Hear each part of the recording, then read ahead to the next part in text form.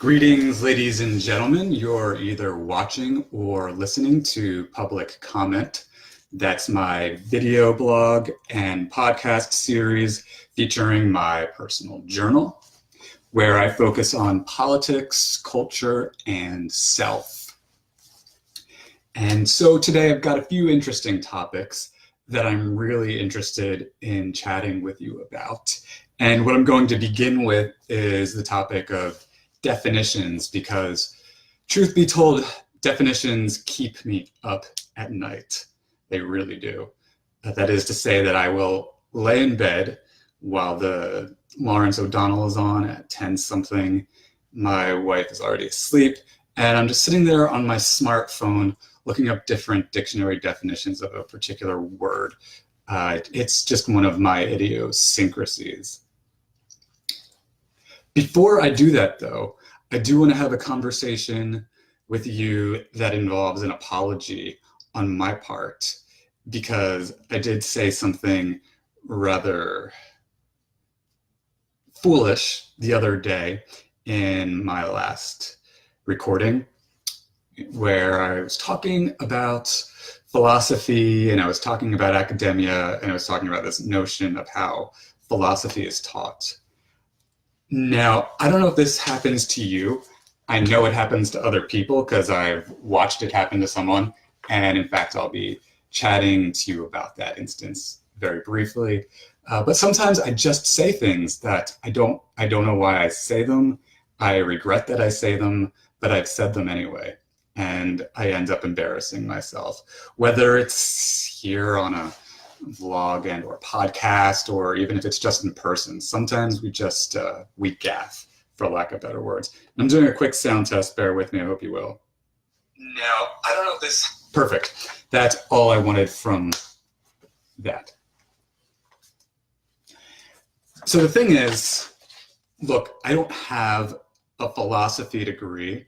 Not to say that I think just because you have a degree in philosophy, whether it's a bachelor's, a master's, or PhD, that's necessarily going to mean you truly made the most out of the knowledge that you were theoretically required to demonstrate you had. And also, it might be the case that you have no official university instructed knowledge on philosophy, and yet you could be the philosophy genius. So I want to be clear that I don't take a stand either for or against philosophy as it is necessarily taught in academia, and that for me to say sort of unilaterally that I am opposed to or take issue with how it is that philosophy tends to be taught in academia, that was irresponsible on my part. It was stupid. I am not positive why I said that. I know that I was sort of trying to tie that conversation to my concerns with postmodernism. You may know from previous comments that I've offered that I don't subscribe to postmodern philosophy or ideology. This notion essentially that anything goes, or your version of reality is fine for you and my version of reality is fine for me. That seems to be how Donald Trump goes about things. And we see that what that's leading to is just an attempt to brainwash folks, and has very little to do with truth, but ironically has to do just with power. So I think it's ironic that postmodern philosophy, which is so afraid of power, is actually a tool used to grab power. That's neither here nor there with respect to what I want to chat with you about today, or even necessarily a digression I want to spend too much time on. But I wanted to be clear that I misspoke in my criticisms of, I criticized how philosophy was taught. I criticized academia. I don't remember exactly what it was I said, but I know that I had made some sort of remark suggesting that philosophy was not taught how it ought to be, or that universities aren't administering education and providing education necessarily how they ought to. I could not prove such a general and such a widely sweeping statement. I'm not positive why I said it. It's one of those things, when we do gaffe, why do we gaffe? Or when we say something we realize sometime later we regret, the question is, why do we say it? Sometimes I think it is just, what would you call it, like a mental hiccup, just the mind with a natural human glitch, and all we could do is apologize and say I misspoke. Sometimes it's because you're tired, sometimes it's because you're nervous. There are all kinds of causes as to why we misspeak, and I'm not positive what the cause to that situation was. In fact, the 2 courses on philosophy that I took, all things considered, while I think I would probably not begin my course on philosophy with the 10 Commandments, which the professor I had did, nor do I fully understand why moral choices would be offered as one class and ethics would be offered as another, when I think there is some debate on the definitions of those concepts. For example, I was just looking at a philosophy textbook before I began this recording, and the way it positioned the difference between ethics and philosophy was this. It was saying that ethics is the study of moral philosophy. Ethics, therefore, being that academic discipline, morality being more specifically what your positions on right and wrong or values tends to be. If that's the case, I'm not sure why some folks would teach ethics as one course and then teach moral choices as another course. That is over my head. There could be a rationale for it. It depends on what your source is for defining these concepts. And so that's really the first thing I wanted to talk to you about anyway, was definitions. And I told you that they keep me up at night. Recently, within the last year and a half, the definitions that bothered me most were in the realm of, like, what is poetry, what is the essay, what really makes something a novel. These were, I know they sound like silly concepts that there's no application in the real world or the practical world beyond creative writing, the definitions of these concepts, but there's actually a lot to be implied. Specifically, for example, if you look at how poetry may or may not be defined, and also what is the conventional standard that, say, the professors of writing poetry, what's the standard notion of poetry that they have which would keep other people from being part of their programs, because those two definitions of poetry don't jive. Personally, it's become my understanding that free verse poetry, I'm not sure I relate to it as much as I used to.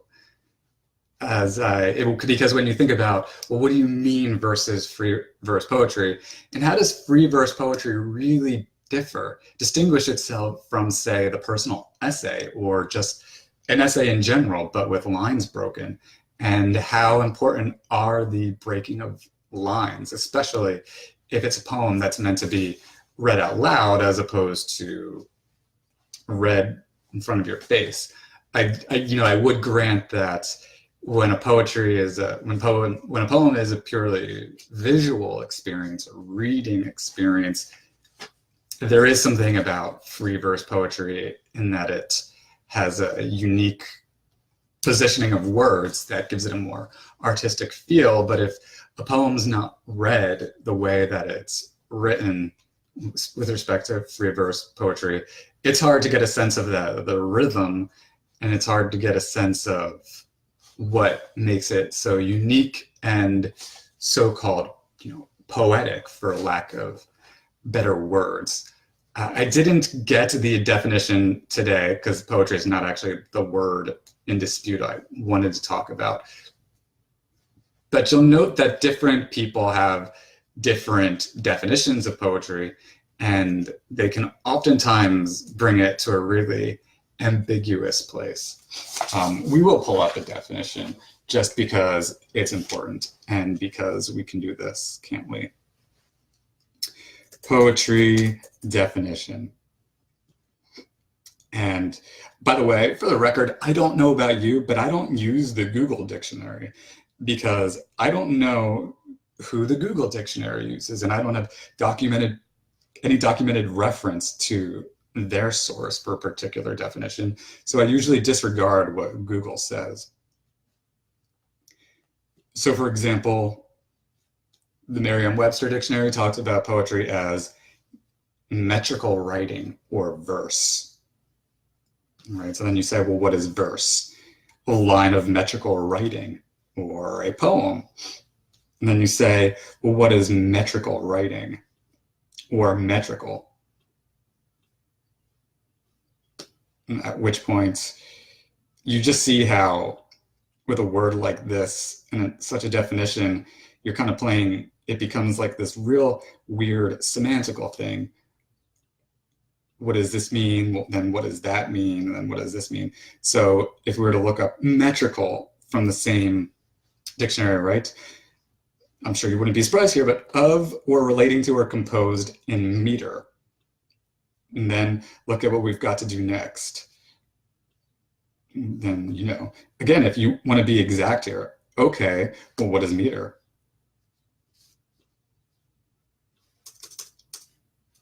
And they say, a systematically arranged and measured rhythm in verse.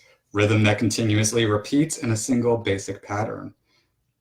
A fixed metrical pattern. I mean, you just get lost in all of this ambiguity, in my opinion, things that aren't quite exact.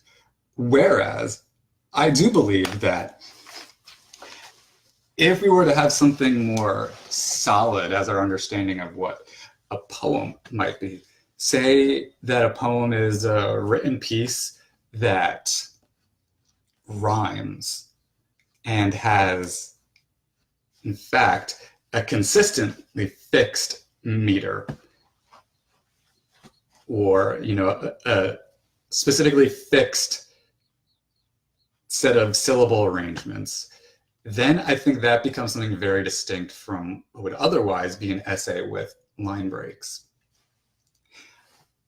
So you may be thinking, are we getting really esoteric here with all of your talk about poetry? To be honest, I sometimes get extremely insecure when my conversations steer towards the more so-called esoteric, because I start thinking, wow, how many people are not going to care about what I'm saying at this point? But then my more rational self says that of utmost importance is not how many people on earth take to what you're saying so much as, is what you're saying honest? Is it honest? And what you really want to say. And if it's what you really want to say, well, to quote John Mayer, say what you want to say. Say what you want to say. Is it say what you want to say? Say what you need to say? I think it's say what you need to say. I don't want to make a fool of myself, so let me, a thing I do a lot is like forget little things. Usually it could happen as a result of anxiety, but yeah, Say What You Need to Say was the name of the song by John Mayer. And I like that expression, say what you need to say. Of course, you could ask, what does it mean to need to say something? Let's just say what you feel utterly compelled to say. How about that? Now this actually leads to the broader topic that I wanted to talk to you about. what is my mission here with public comment? And you'll see how this specifically relates to definition. First of all, because I'm trying to define my purpose and sense of purpose. And it becomes interesting as I'm doing that, how it might be defined by other people. So these questions of definition arise. My goal, as I best understand it, is to keep a record of my most pressing thoughts, preserve them for people to contemplate both today and, of course, also for posterity, so that people might know the kinds of things that swim about in a person's mind. I know that this sounds like not as immediately attractive or practical as, say, someone who creates apps for your iPhone or your Android device, or someone who designs your cool, awesome laptop or your car, or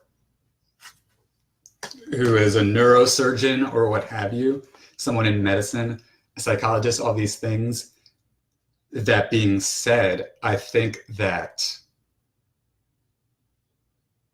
records of the soul, preserving those records, I believe, is an extraordinarily important thing to do, because it lets the world know with greater depth, with a sufficient depth, who we are, what we really are, what we're capable of thinking, what happens in our minds. Why do these things happen in our minds? What do we make of these things that happen in our minds? What within the world around us do we value most, and why? And what do we make of what we value? How do we feel about what we perceive in a holistic, diaristic kind of way? I think this is a neat thing to do, and I think that it sort of also has the value of not just preserving and exploring thoughts and mind and self, consciousness, etc., but I think also the communication aspect is really valuable. I do believe we live in a time period in which it's kind of a communication revolution in a way that exceeds even what things were like in the time of just, the cell phone, radio, and television. The internet has changed everything. And with video communication, both live or recorded, that changes things too, because you could see the look on the person's face as they utter what they do, get a sense of how they feel, what their vibe is, and their soul, and who they are, how they present themselves, etc., and what that might suggest about them. But moreover, also, and again, this is one thing I want to drive at, with the value of public journaling in general, or keeping any kind of public diary, and how it's both an important introspective record, but it is a form of communication too, in that anything I want to say to you, I can say. And then that raises the question, right? If you could say anything to your fellow people and reach as many of them as you can, what is it you would want to say, and why? To which my answer is, I would want to say, here is a mind. Here is a consciousness and its assessment of itself. Here is a person, here is a human who is as unfiltered as he or she can be without compromising privacy or speaking in a sort of arbitrary or contextualist way, for a lack of better terms. So that's what I'm involved in doing here. Now it's interesting because I call this a video, or more specifically, I call this a personal journal vlog, personal journal podcast. But that concept of journal, that's an interesting concept, because there are some folks out there that prefer the word diary. And I have to wonder, why in the world could that be? So it raises the question, is there a difference between these two words? And what's interesting is, so let's suppose you go to iTunes and you're searching for various podcasts, and you go under the society section. And one of the categories will be personal podcast. Fair enough. Rational enough. That will actually say personal journals podcasts. But if you were to Google personal journal vlog, you'd actually find more search results that say video diary. So it's just interesting how we change our words based on context in such a strange way. And these little things bother me, not for any kind of esoteric reason though, but with respect to asking, how is it that I want to present myself? What is the difference between me telling you that this is a personal journey, rather personal journal, vlog, and podcast versus a video diary or a podcast diary or a podcast and vlog diary or a diaristic vlog or podcast or it's amazing how you could come across perhaps differently depending on how that's all said. So from a perspective of, say, marketing this or coming up with a notion of explaining my activities here that I share with you, it becomes quite like writing in that I'm sort of sitting there trying to fixate on which words to use and why or why not. And again, you might think that, well, I don't know. I don't know what you might or might not think about this, though I would say it's interesting that I was talking earlier about how sometimes we can just misspeak and say silly things and not really even have thought about it. And this whole question of like diary versus journal, it turns out there are people who really rather flamboyantly, though inadvertently, misspeak when they talk about this topic. I came across, what do we have here?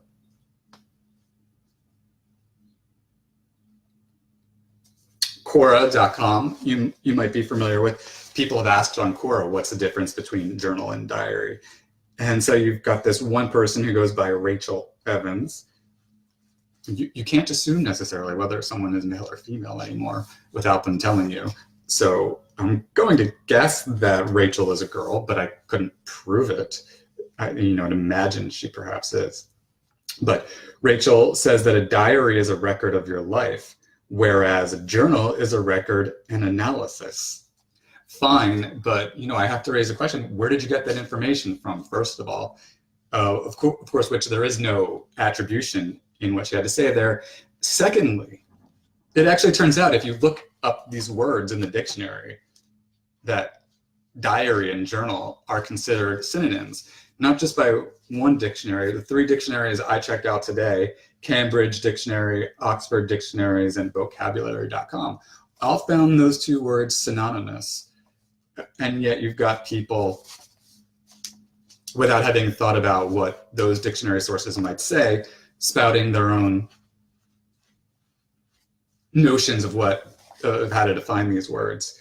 And another example would be difference between .info is another example where we find these arbitrary distinctions. And finally, another one, but not the last example, there was this YouTube channel I came across, Coach Shane ESL, or Coach Shane's ESL. This is the YouTube channel. Now look, I mean no disrespect. I'm not trying to be pedantic or cantankerous in any way, shape, or form, especially over something that at the end of the day, I don't really know how consequential it is, though it is something that's sort of streaming through my mind. But this gentleman says that a diary is basically a newspaper article about your daily life. Where in contrast, he says that a journal is a story of your life and is much deeper and much bigger. Again, I'm just not sure why he says that. And I take issue to any time, especially if you're going to call yourself an ESL person, you're going to present yourself as someone who is going to be some kind of teacher or authority on the subject. Certainly, I'd hope that there's some sense of attribution or rationale for why you say what you say. So I want you to know that it's important to me to source the points that I make, to have sources behind my rationales, sources behind claims that I make, and that I take responsibility for when I say something that is essentially baseless or a sort of subjectively invented mental notion that isn't really derived from any fact per se. And that was an example of something. That was an example of how I was telling you that I've done it, I do it, but other people do. And this verbiage and word choice, this diction, was just one example, other than me. But I mean, we see it all the time. Obviously, the President of the United States does it every other day. Think of just the way he talks about, for example, the Mueller report and how it totally exonerates him, even though it doesn't exonerate him. But people just say things. And it's important for us to be responsible, in my opinion, about what we say.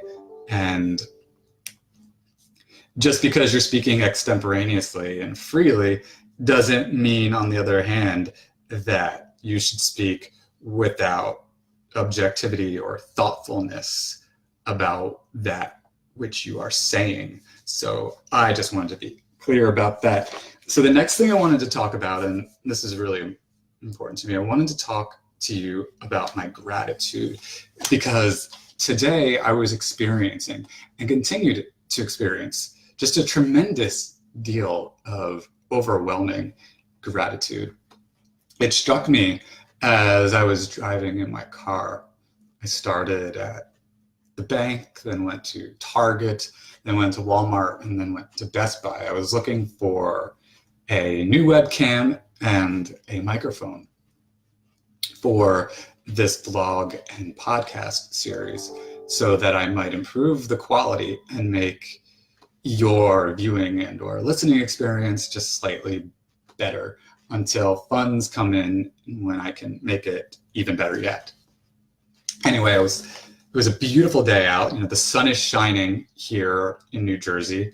The temperature is, well, I can tell you, it felt like 62, I want to say, when I was out there, maybe 66, 64. What is the definition? Not the temperature. According to my smartphone, it's actually 72 degrees, right? So it's not a cold day, and it's bright and sunny. There was a bit of a breeze, and I just felt like, and I'm off from the tutoring center this week, and I don't have anything that I absolutely must do today. And so that was just amazing.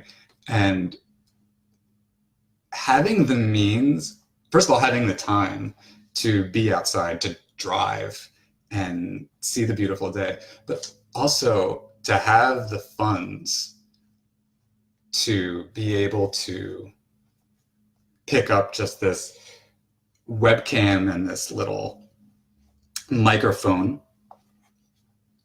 They're not the top quality products per se, but they're also not the worst quality. And I'm really blessed to be able to do that. And it's no small thing to me. It's no small thing. Having technology is no small thing to me. Yesterday, though, the definitions of diary versus journal was one thing keeping me up.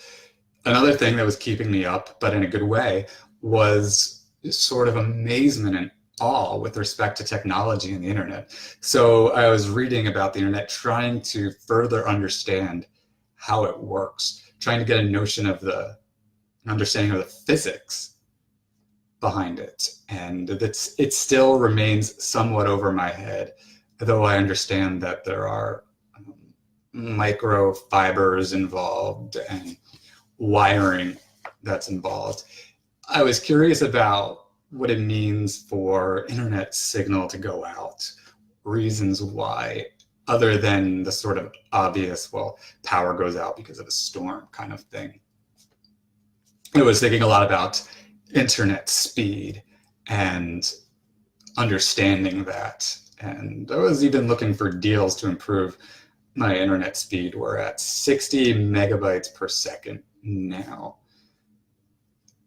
With the speed test that I did, it went to about 64 megabytes per second. And we're paying over $70 for that a month. And I did see that now there are deals offered where we could pay just $15 more and get up to 150 megabytes per second. And for just a few dollars more, 250. So sort of a digression here, but I'm grateful for this ability to stream live to you today. I'm grateful for this beautiful webcam and this amazing microphone. But it does seem as though the deal that's been made between Comcast and my wife and I doesn't seem to be the best deal. So we'll begin shopping sooner than later for that. Anyway, again, nonetheless, I'm grateful to have that internet signal anyway. And I was thinking, all about it last night. And that would be the beginning of the depth of gratitude, I feel. But there's a list here. And I think the thing about gratitude, it's not just this, I really want to thank so-and-so because this event would not be possible. The gratitude is something that runs deeper than that. When I think about my mother and stepfather and how without their love, God knows what would have happened to me in life.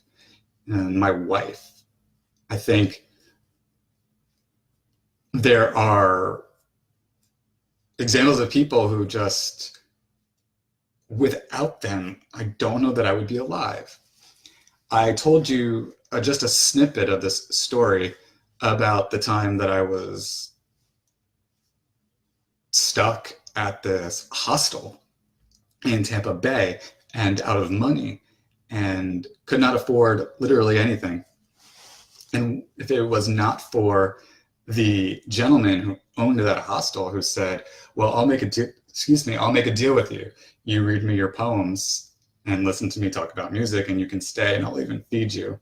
Never mind the fact that on my part, I really should not have permitted that to happen. I should have taken more responsibility for myself. I was 21, I believe. That would have been back in 04, 05, no, 05, 06, no, 07, no, 08. That would have been in 2006 or 2007. Time begins to sort of flutter and get weird in the mind sometimes when you're playing your timeline, don't you think? Let me see, 04, 05, I was at Kane University. 05, 06, I was at GCU. 06, 07. So this had to be 2006, the end of 2006, before 2007. No, 2007. It had to be 2007. Long time ago now, that was 12 years ago, obviously. See, I could do math today. Not every day can I do math. If you saw an episode just a few days ago, last Mother's Day, you would have seen evidence of my inability to do math for a second. Anyway, if it was not for this gentleman, Mark, who did provide food for me a taco here and a peanut butter and jelly sandwich there, and allow me to sleep there at that hostel, considering I had burned bridges with just about everybody else, including my parents at the time. I mean, I could have been on the streets homeless, and I was just not in a good place mentally anyway. I mean, I could tell you there was this day, one of the worst days of my entire existence. Probably closest I ever got to seriously feeling suicidal, actually. It's a very dark period that I'm not in love with revisiting. But I am trying to be candid with you here. And again, I wouldn't be alive if it wasn't for people who helped me through this. It was a very hot summer day, and I was supposed to be looking for a job, and I was walking around downtown Tampa, and Ybor had to be like 90-something degrees.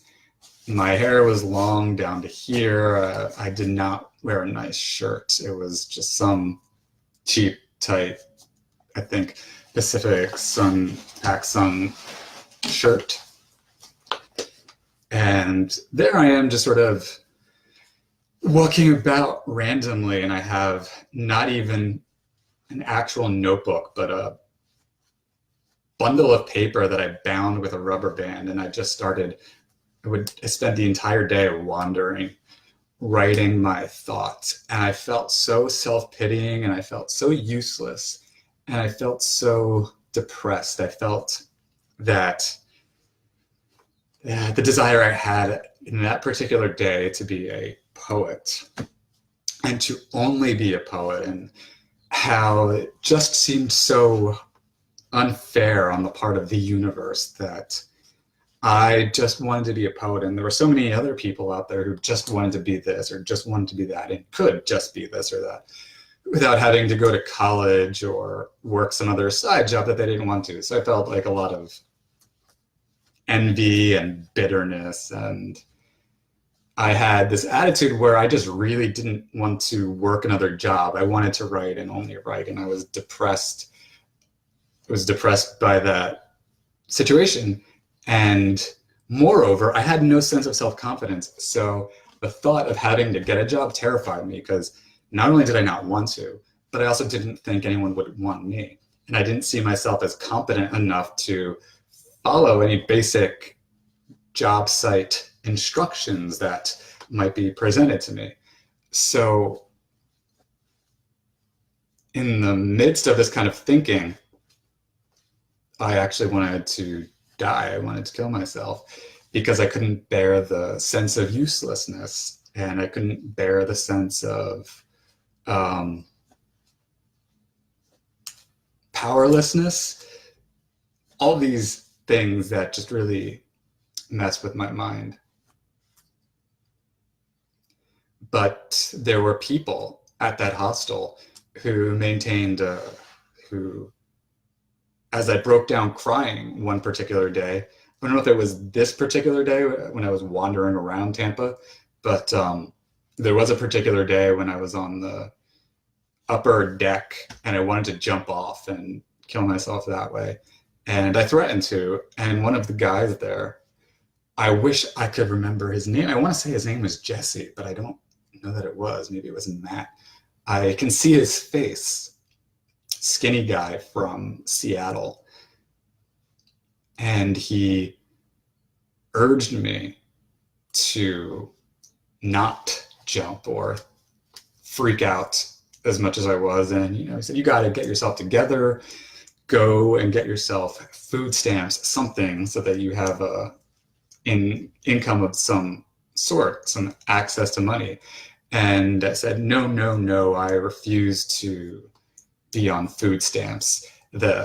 And you could see just the kind of upbringing I would come from to be able to say that there's no way that I would be on food stamps. I was lucky enough to be brought up in a middle-class lifestyle where something like food stamps wasn't necessary, but to be there in a state of depression, anxiety, sort of like a state of being incapacitated psychologically to a certain degree, and having no access to money, and really understanding what it means to be on the bottom of the totem pole, economically and psychologically there, circumstantially. And I wouldn't do it. I do want to acknowledge, I see Dawn Porter says hello. So I just wanted to recognize Dawn Porter and thank her for saying hello. I'm not always staring directly at the stream of comments that are made, the way my computer is situated versus where the webcam is situated, but I try to have them right in front of each other. The computer is a little bit farther back, and even with my glasses, the font is small. So to those of you who might be offering comments, please make them and I will at some point get back to you. But if I don't, when I'm in the midst of a chain of thought or what have you, it's not because I'm ignoring you, but rather, I mean, I could barely see what's on that computer screen. Of course, you could, and I don't access it through the other one. So, yes, I mean, I'm grateful to be alive, despite the fact that I was, like I said, wanting to kill myself and so petrified of trying to establish some sense of personal responsibility, so afraid that I didn't have the ability to do even something as simple as go to find out where I needed to get food stamps. I didn't see myself as capable of doing that. I know that sounds strange, but that's how deeply I viewed myself as incompetent. I was scared of taking a bus to get wherever I might have to go and doing it on my own. And I was just in an awful place then. But again, so the fact that there were people, though, surrounding me at this hostel who talked me down from, again, this suicidal impulse and kept me from starving to death also, I can't even begin to tell you how lucky I am. And I mean, those were crazy times. The worst thing that I did, perhaps the single lowest point of my entire existence, to be honest with you, I wanted to get high, but didn't have the money to do that even. And an individual at the hostel had said to me, well, I will buy you a small bottle of cough medicine if you will down the whole thing. You will get high, I will be amused, and that'll be that, was how he had interpreted the prospects there. And I was in such an awful place, so pathetic in those days, with no sense of what should be done other than fleeting thoughts that I arbitrarily put irrational faith, or didn't put irrational faith into. I said, fine. And so I chugged this bottle of cough medicine. I don't know if it was Robitussin or what it was, I don't remember. And wow, that was a scary turn of events from that point, because after that, there was a brief 15-minute period where I had this feeling of euphoria, and I began typing out my thoughts really fast on the laptop that I had, and envisioned myself as some kind of best-selling writer, and saw these delusions of fame and success. And then out of nowhere, I got severely dizzy and I couldn't stand up, and my heart was racing, and I thought that I was dying, and it was worse than any kind of panic attack or marijuana-induced kind of paranoia that I'd ever had. I felt like every time I got up or tried to get up, I felt as if gravity was thrusting me, trying to literally push me underground. And the most pathetic point at that time then was trying to go to the bathroom, actually, and I couldn't because I was so weighted down by the poison that was that cough medicine, and I was positive I was going to die, and that was, can't believe I just admitted that.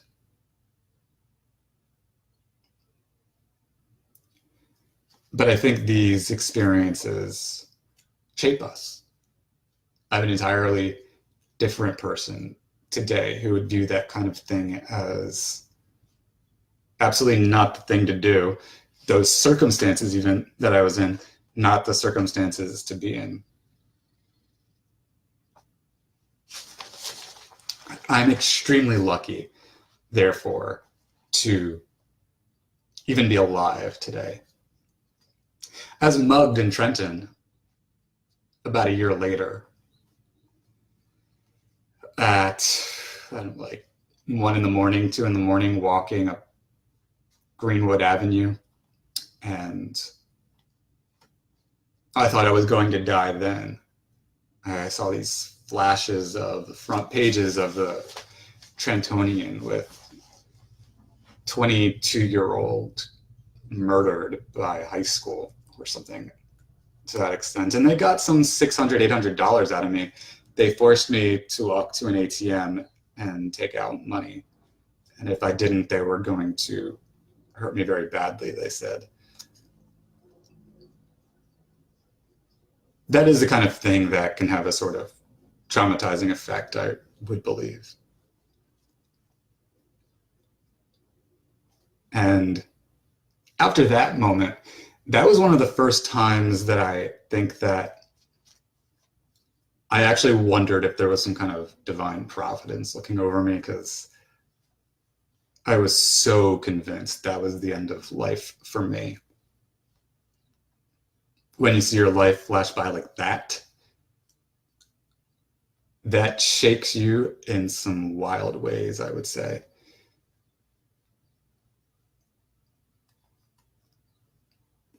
I'm also lucky that I got to finish my college education.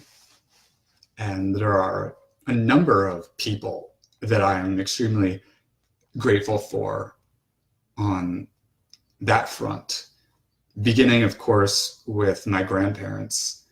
May they both rest in peace. But it was one of their priorities as far as my upbringing was concerned, that I get a good education. And so my grandfather did put away for some money so that I could go to college. Unfortunately, my second year into college, I would have nothing to do with that. And that's a loaded conversation in terms of the psychology and philosophy behind that. Certainly you can see my vlog or listen to my podcast on that. You can just look up the episode on college.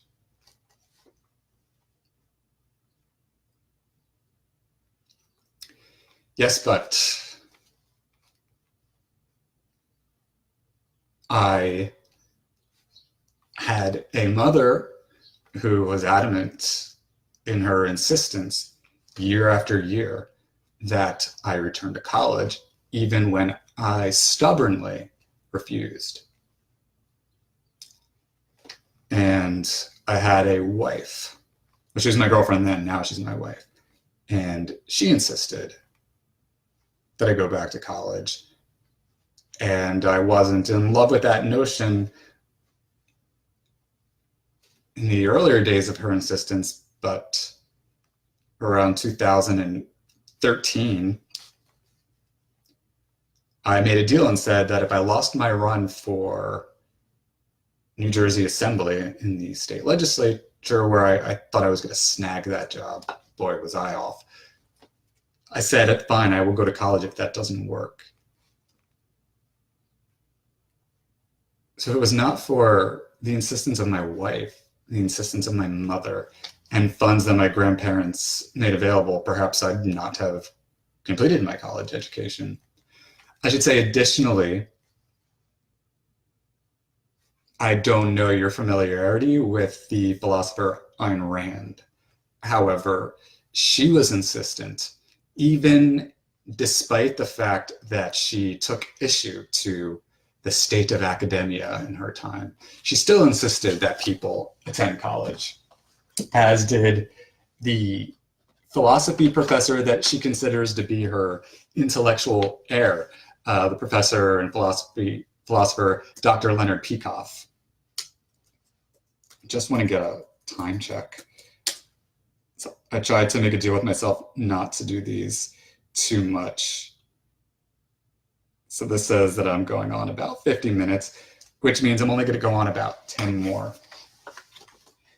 This means I'm not even done the depths of my gratitude. So there will certainly be more episodes where I delve deeper into my gratitude. I still believe that there's more I need to tell you about the man Mark who kept me alive at the hostel.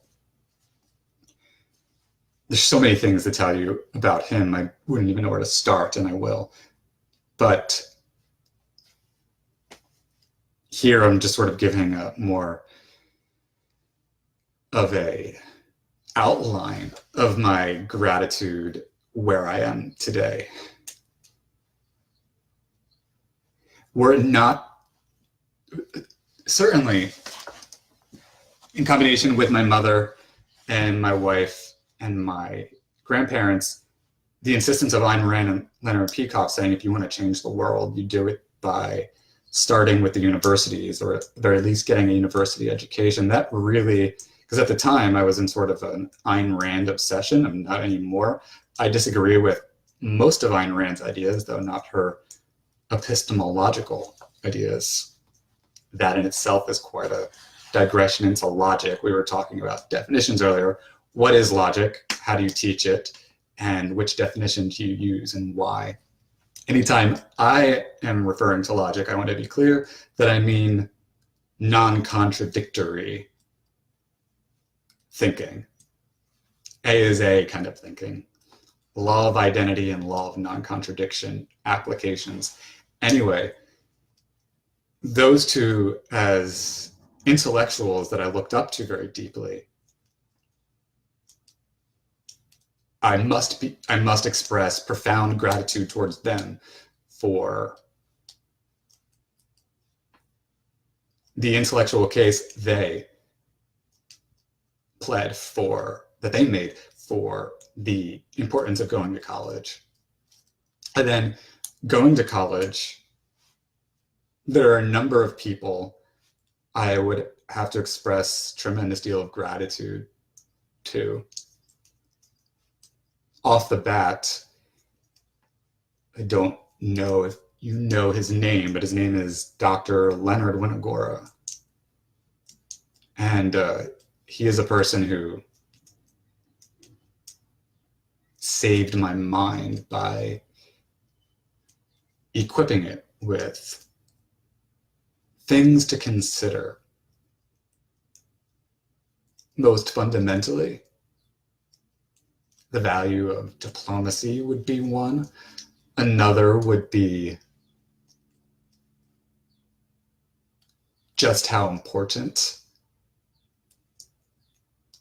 vetting a subject is, the way that you talk about a subject through research.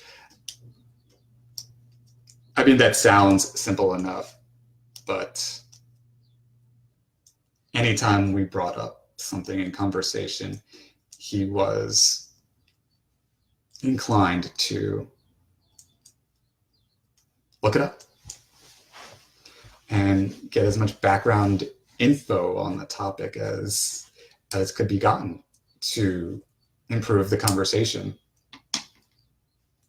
There's a lot of nuanced things as opposed to just principles. There's a lot of nuanced things he really helped me think a lot about, such as our relations with Russia. This would have been before even Trump was running for office, and the whole Trump-Russia thing was a thing, to our knowledge.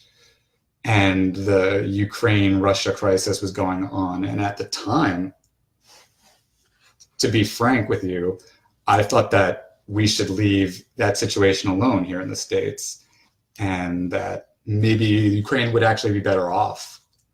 Part of Russia was, I thought this mainly because the little research that I had done had led me to conclude that, well, Ukraine is pretty politically unstable anyway, but I hadn't considered, even been aware of things such as, well, to begin with, the rate at which journalists and critics of Putin are killed mysteriously, or how people who are governor in Russian states are not democratically elected.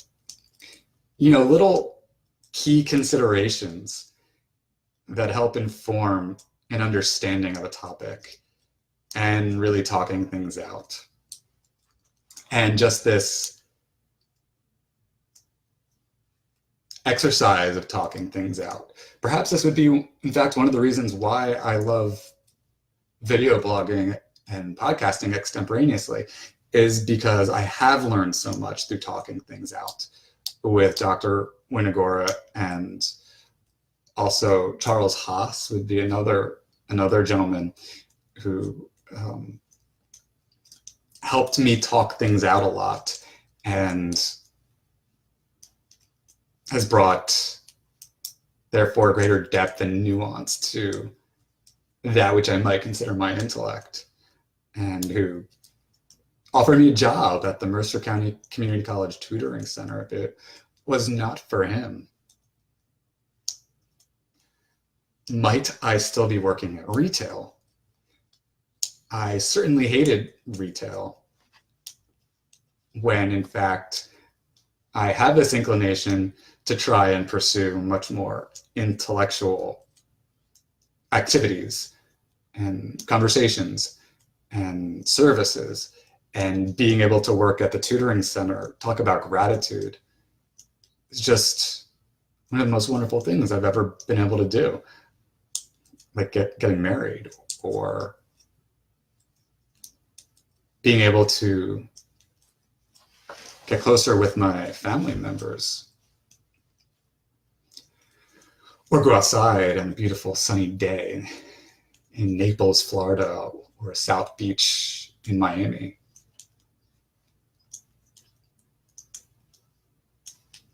Yeah, I don't know that today's episode went exactly in the realm that I necessarily saw it going. I do keep this list of things that I like to talk about. I always have an agenda. I don't ever necessarily end where I think I'm going to. Certainly didn't think I was going to admit to the awful experience I had with wanting to, well, you know, do the ending your life thing or the cough medicine thing. That is all really rather mortifying. However, I've been emboldened by folks like the great personal essayist Montaigne to say, well, I am who I am. Or if you read your James Joyce, right? What's the great quote I have in the book my mother bought me about James Joyce?